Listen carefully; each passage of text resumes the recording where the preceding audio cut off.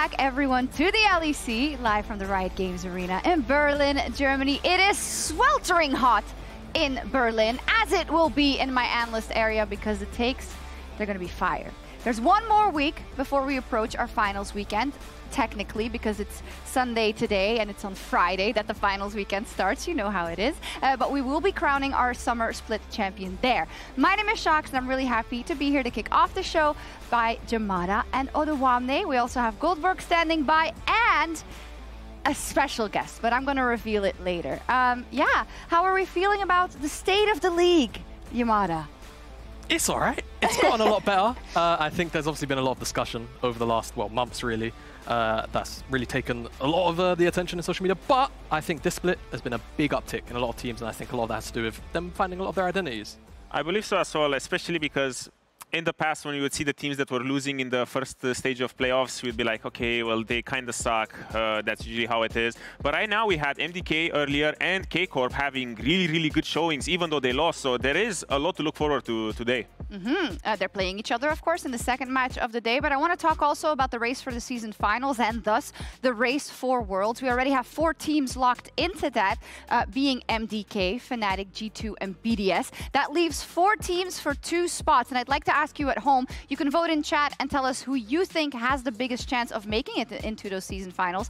And I'd love to talk about it with my panel, also in light of not only if they can make it, because not all roads are the same, but who you think has the biggest potential to do something at the season finals and perhaps at Worlds. I'm betting on the dark horse here. I think people will be kind of surprised given some of my takes on them in the past, but I think KC, out of all of the teams that have dropped down to the lower bracket, had probably the best showing, given their opponent was also G2. Not saying that's the bar to look good, but they came in with a very solid game plan. It didn't work out, but they also lent into their identity of, like, Vladdy's historically been a very strong melee mid laner. They gave him Yone 2 games. He looked pretty all right on it. So I think if that's the version of KC we're going to continue to see throughout this lower bracket, what's going on? They could. And if I left for a week and everybody's hitching to the KC train. It's been going on. They did level up though, I am going for the easy way out for my boys in GX because they have the easier road.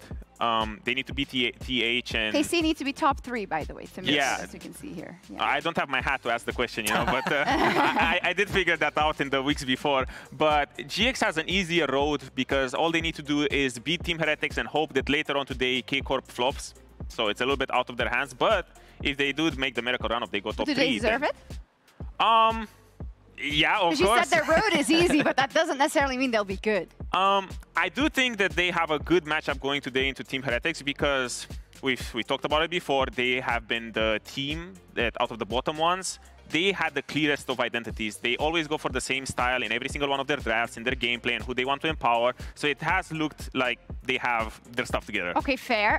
Talk to me about SK, because we were super excited about them. Their bot lane was popping off left, right, and center, but usually in the postseason, or sometimes in the postseason. So how is it now?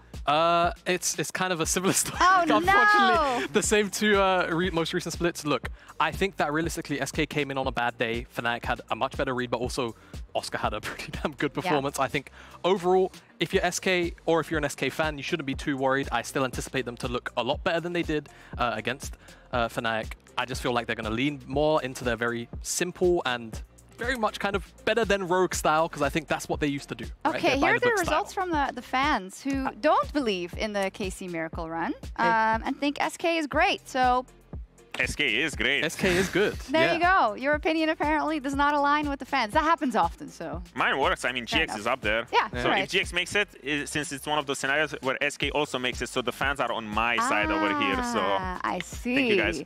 Well, speaking about GX, I think we can all agree that they've regressed a little bit. Reminds me a little bit of Lehman Brothers a while ago. You can explain that reference, Goldberg. Yeah, I mean, except they actually have gold, and it shows, but they are just throwing it away, so they might as well be. But I like it. Thank you, Shox. Yes, my name is Goldberg, and I'm here to explain my main issue with GX. Sorry, Odo. They are not responsible with their gold. So I brought 2 examples of many to show this, because you've probably already seen it, right? You've seen Jackie's gets caught when he has a gold lead. We've also seen it happen with Patrick's, and I'm just here to break down some of the examples, what I think they need to fix to make season finals. So let's dive into the first one. As we roll the clip, you can see that Fnatic is going on a dive on Patrick down here on the Lucian, and that means he gets incredibly fed. He gets snowballed, and GX continue to get Patrick fed on the Lucian to the point where he'll have 3-0. You can currently see it on the gold right now. He is mega fed right now. Already 9 minutes into the game, he is 800 gold ahead of Noah, and all they need right now is just Patrick to continue the snowball. So what do? Well, let's have a look at it. Well, yeah, they sadly dash face first with a Lucian into a Nautilus hook. It's a setup play. They already had Jackie's roaming down to try and make it a 4 versus 3, but they're just too late on it. And now here come my second issue I have with GX. When they have a gold lead and they're not throwing away, sometimes they're just not good enough at calling for resources what they need to do with the person who's ahead. And that's either the team that needs to get better at playing for the guy with the gold, or it's the guy with the gold that needs to be better at calling for it. In this scenario, Juhan is shadowing Ezreal up on top side, who, let's be honest, really don't need it. There's 1 minute for Dragon to spawn right here, so what Patrick wants to do in the meantime is shove out mid lane, get a trade down on Noah, and get priority for Drake. So what happens for Patrick to do this? Well, Ezreal stays top, Juhan moves up towards Crocs again and starts shadowing the Ezreal, and Patrick goes in at the same time. No one on GX is available to back up this play. They had the resources to try and back up the play, but they didn't, and suddenly Fnatic's the first one making the move. So my main issues with GX has been that the person getting gets caught, or the team doesn't really know how to play around the person, and they really need to fix these issues if they want to make it into the season final. Now, for more of GX, Law is actually standing by with Patrick in the Marriott Bonvoy pre-game lobby. Thank you, GB and Patrick. Thank you for joining me ahead of today's series. I have a bit of a feeling of deja vu, honestly, when I think about last year with Excel, the fact that you had to like fight your way into season's finals and everything today. Kind of a similar case, elimination game. How different is it for you? Yeah, I mean, I agree. It feels really similar to last year. And I think that's also why I'm feeling like super good about our chances today, because I don't know, I just did it last year, right? So I think we'll have some good games today. Yeah, and you've been performing super well, honestly, ramping up slowly in summer, and especially when I look at the games you played last week and the week before that. Do you feel like you thrive under pressure like this and that it actually helps you perform?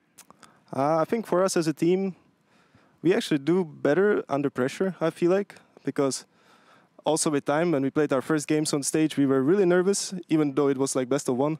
But I think we just look at it, you know, and we talked about it, and then we were like, oh guys, we are stressing out too much. So now it's like way more chill. So I think we can just do really well, you know. Yeah, and you've seen it all in a way, because when I think of last year, this year and everything, you're the only remaining member from like the iteration of Excel last year. Through wind and fire and everything, how do you reflect on the evolution of the lineup this summer that brought you there?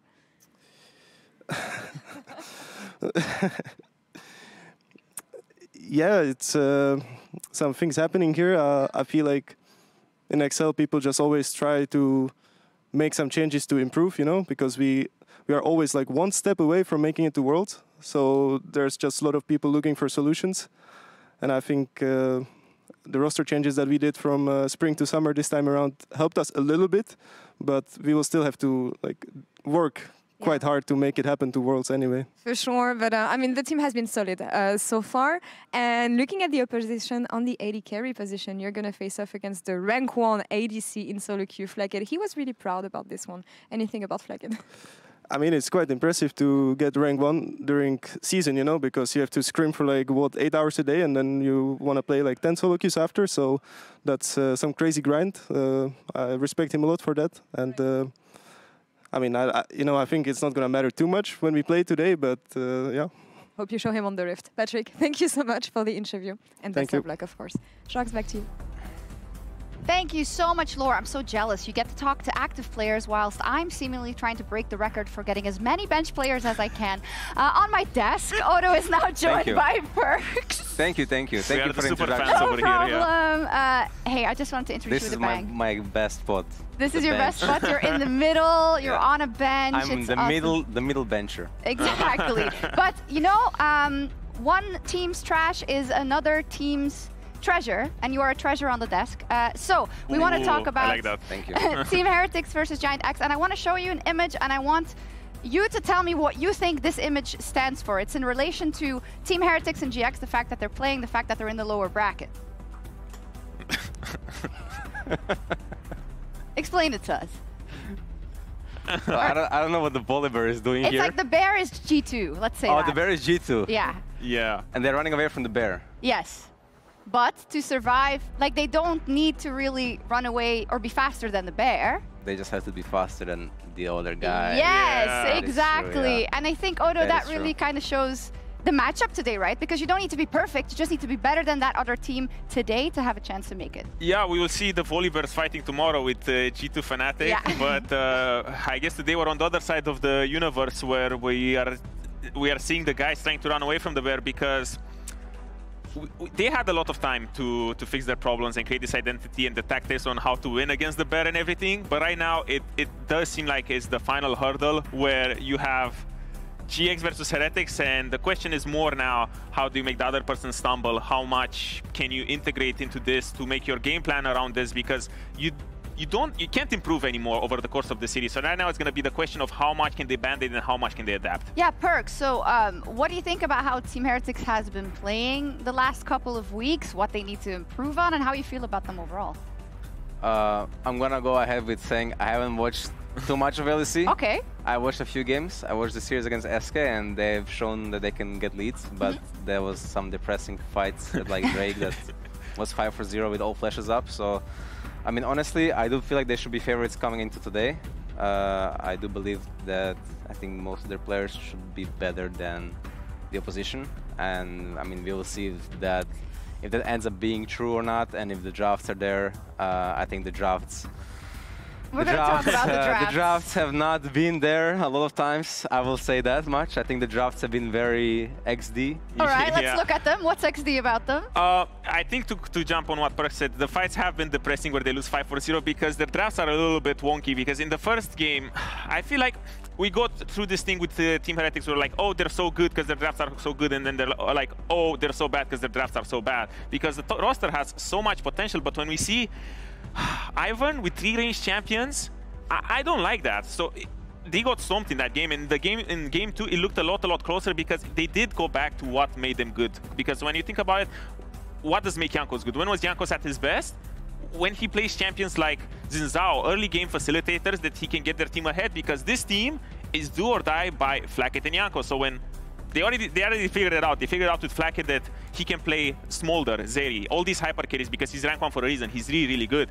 But they really need Jankos to facilitate. And if Jankos plays this sort of supportive champions, I want to see something else from Wonder. I want to see some sort of frontline or something that works well with this team identity so they can fight and not take depressive 5-0 fights where they just all die without using any summoners. Do you agree with that assessment? I mean, yeah, I agree. Probably today, if they can put, Wunder on like Camille or something, or Nar or some split pusher that takes advantage of the lane and scales well into the mid game, I think they have a pretty good shot. But if they handshake tank matchups, and I think that goes into like GX's like category of style, and maybe that's gonna be a very positive series then. Okay. Yeah, especially with what we've seen from Antonio so far, because last week we have seen Oscar take over the series by abusing the own blind pick. And right now I think Wonder, even though he has been having a little bit of a sleeper split so far, he does have the potential because he always played these sort of like funky champions. Even with you guys, when you guys were doing great at MSI, he was playing Pyke and all of these crazy champions. And right now he still has it. 2019. It's been a while, yeah. We were all good back then, now we're not so good anymore. Yeah. But he still has the Chameleon, the Tank, the TF, the Mordekaiser, and I think if he has one player that he can take over the game with this sort of champions, it has to be the Antonio with these tank picks. Okay, predictions. Who I mean, wins if and he why?